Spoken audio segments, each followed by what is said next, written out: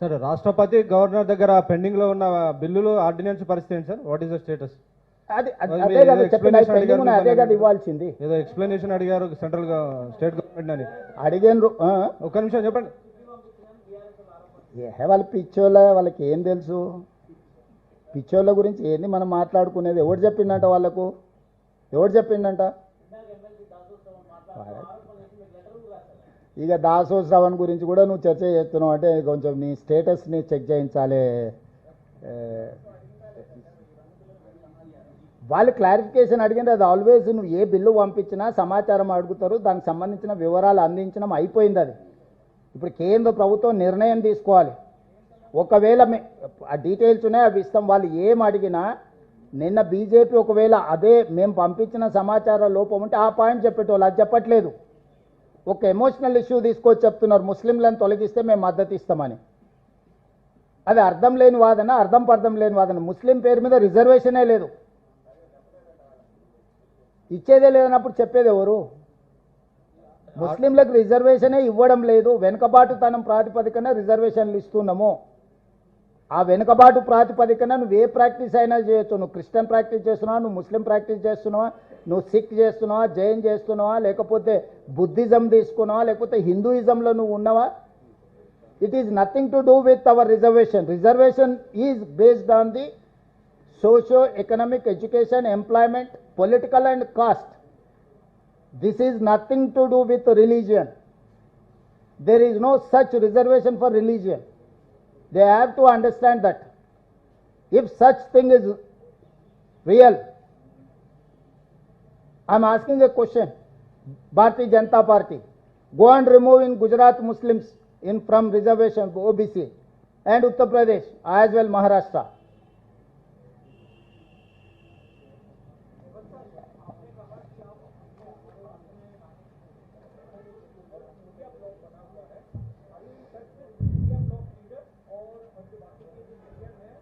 हमारे एमपी लोग हमारे लोग चर्चा करेंगे, क्योंकि पहले हमारे नेता को पहले बोलने के बाद नेता से और पार्टी से एडवाइस लेके परमिशन लेके और बाकी पॉलिटिकल पार्टियों से हम नेगोशिएट करेंगे, अब उनका मदद लेंगे। क्योंकि पिछले पार्लियामेंट सेशन के समय पर हम लोग जनता मंदिर में धरना किए थे, तब 16 पार्टी के नेतृत्व में कुछ कम 55 एमपी लोग वहाँ पर हाजिर हुए थे।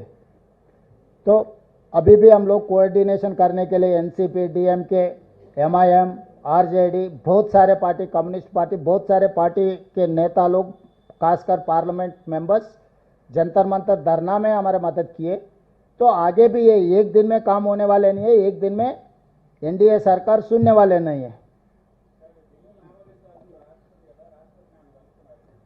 చూద్దాం, ఇంకా ఎత్తుగడలు ఉంటాయి కదా.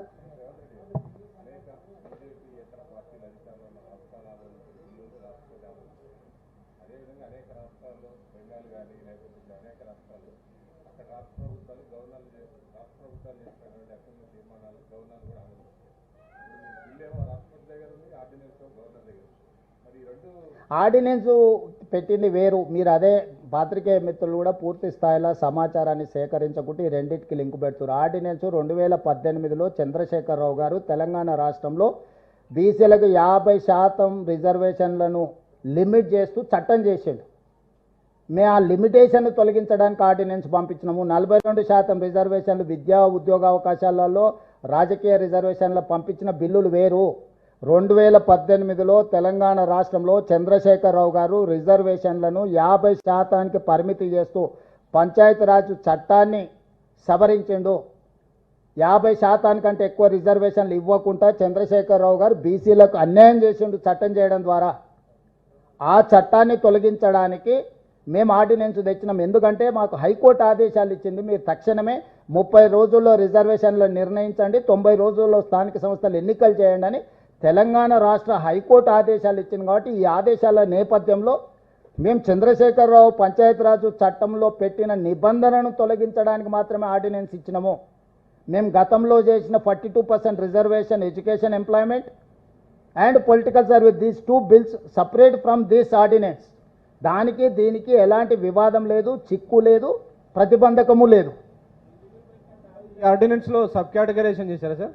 ఆర్డినెన్స్లో సబ్ కేటగరీ దేంట్లో మీరు తీసుకొచ్చిన ఆర్డినెన్స్లో దేంట్లో సబ్ కేటగరైజేషన్ చేయలే, ఉన్నది ఉన్నట్టుగానే దాంట్లో ఉన్న సబ్ కేటగరైజేషన్ అని ఇంతవరకు రిజర్వేషన్ల మీద చర్చనే లేదు.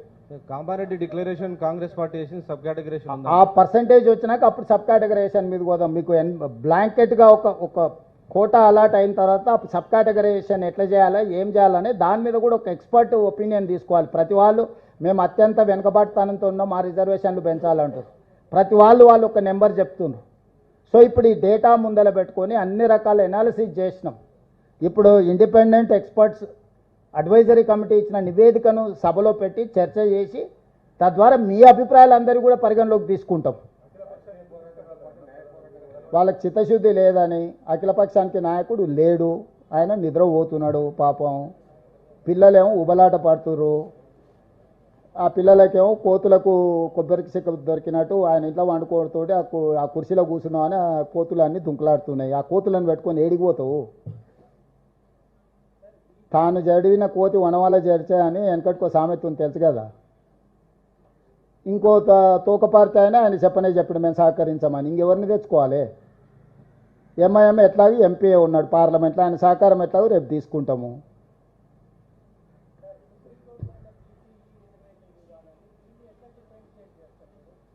సుప్రీంకోర్టు పరిధిలో ఉన్న చట్టం చేస్తే సుప్రీంకోర్టు ఎందుకు అడ్డం వస్తుంది? కరెక్టే విజయభాస్కర్ గారు, మీరు నా పాయింట్ అర్థం చేసుకుంటలేరు. మనం చట్టం చేసుకుంటే చట్టం ఒకటి ఉంటే అక్కడ అమలు జరుగుతున్నది ఇంకొకటి అయితే కోర్టు ఇంటర్వ్యూన్ అవుద్ది. నువ్వు చట్టమే చేసుకున్న తర్వాత ఆ రిజర్వేషన్ ఏంది? 50% పరిమితి దాటొద్దని, అవునా?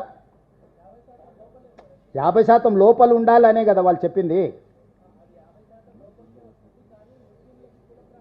అదే చెప్తున్నా, అదే అట్లాంటి ముస్లిం రిజర్వేషనే లేదు, అదే చెప్పిండ్రు వెనుకబాటుతనం అని. 50% అనే పరిధి కూడా దాటిపోయింది. ఈడబ్ల్యూఎస్ రిజర్వేషన్ 10% ఎప్పుడైతే ఇచ్చారో మీరు చెప్పిన 50% అనే సూత్రమే వర్తించదు. 50% అనే మూల సూత్రం ఏదైతుందో అది కాలం చెల్లిపోయింది. ఎప్పుడైతే పార్లమెంట్లో ఈడబ్ల్యూఎస్ 10% రిజర్వేషన్ ఇచ్చిందో ఆ 50%కి 10% తోడైంది. ఆల్రెడీ 60% రిజర్వేషన్ అమలు జరుగుతుంది. కాబట్టి ఈరోజు 50% లోపల ఎస్సీ ఎస్టీలు తీసేసి మిగిలింది ఓబీసీలకు ఇవ్వాలనేది. ఆ ఓబీసీలలో 4 క్యాస్ట్ల బదులు 5 అయినాయి, 5 వర్గాలైన ABCDE చెయ్యొచ్చు, ఎవరైనా చేయొచ్చు, కోర్టులో ఉంది. దాన్ని మనమేం చేస్తాం? అపోహలు ఉంటాయి కొన్నిసార్లు, మీరు చాలా విషయాలలో అపోహలు ఉంటాయి. ఆ అపోహలలో వాళ్ళు కోర్టు డిసైడ్ చేస్తారు, మనమేం చేస్తాం దానికి? ఆల్రెడీ కోర్టుకు సబ్జూడిస్ అయిన ఇష్యూస్లో మీరు మాట్లాడడానికి ఏం లేదు, నేను మాట్లాడడానికి ఏం లేదు. కొంతమంది వితండవాదులు ఎప్పుడు కొన్ని వాదిస్తుంటారు, దాన్ని కోర్టే జవాబు చెప్తుంది. మీరు చెప్పలేరు, నేను చెప్పలేరు. నేను ఒకవేళ సుప్రీంకోర్టు చీఫ్ జస్టిస్ని అయితే డెఫినెట్గా చెప్తా మీరు అడిగింది. నేను చీఫ్ మినిస్టర్ని కాబట్టి ప్రభుత్వంలో చేసేది మాత్రమే చెప్పగలను.